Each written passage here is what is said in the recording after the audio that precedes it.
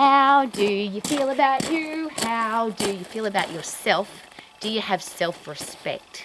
It's a really personal question. When you look in your mirror, when you're inside your own head, do you like who you are and do you respect yourself? And whatever respect means to you, could it be that you are proud of who you are? You might be excited about who you are becoming. I love saying that. And if you don't have self-respect, what do you need to do to get it if you want it? And it's something that I work with on a regular basis because a lot of people share with me that they don't like their life or they don't like the relationships that they have or they don't like their job. And that's what Romax is all about every day. Are you healthy, fit and strong? Do you have a career or business that you love? Are you financially free? Do you have great people in your life?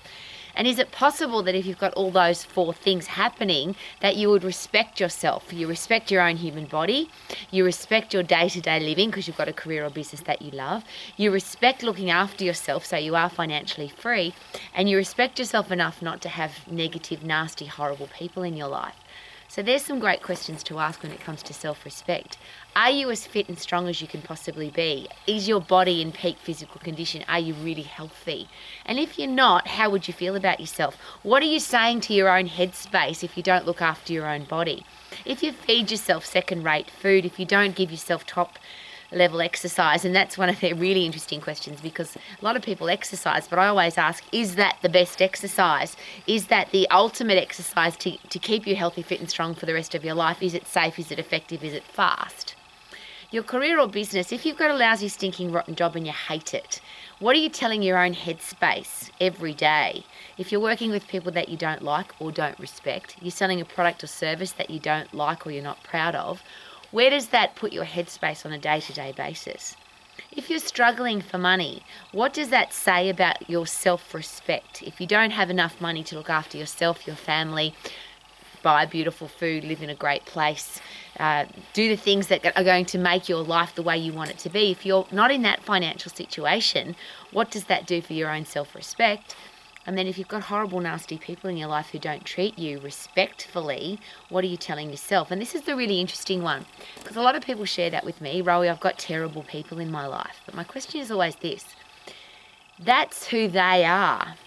They've chosen to be nasty or angry or disrespectful or abusive, but you don't have to have them in your life. And if you do, whose challenge is that? And I know that's a very harsh and confrontational question, but if you've got horrible people in your life, why are they there?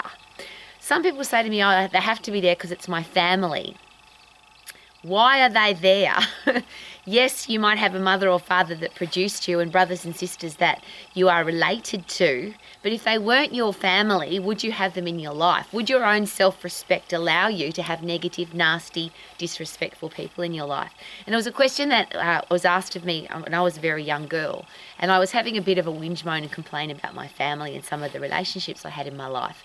And a top-level psychiatrist said to me, Rowie, if these people were not your family, if they were not people that you feel responsible to love, to like, would you have them in your life? And even a more important question, do you respect these people? And of course the answer is no, because if somebody's not living, and my big thing is living the person that you say that you are. If you're pretending to be somebody that you're not, and that was one of the challenges that I had because I was brought up in a religious environment, and there was a lot of do what I say, not what I do. There was a lot of telling me what to do, but the person telling me wasn't living their life that way, and I found that to be quite offensive.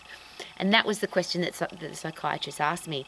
Why are those people in your life? If you don't respect them, doesn't matter who they are, family, teachers, preachers, people who are not respectful of themselves, because if somebody's lying to themselves, how respectful is that?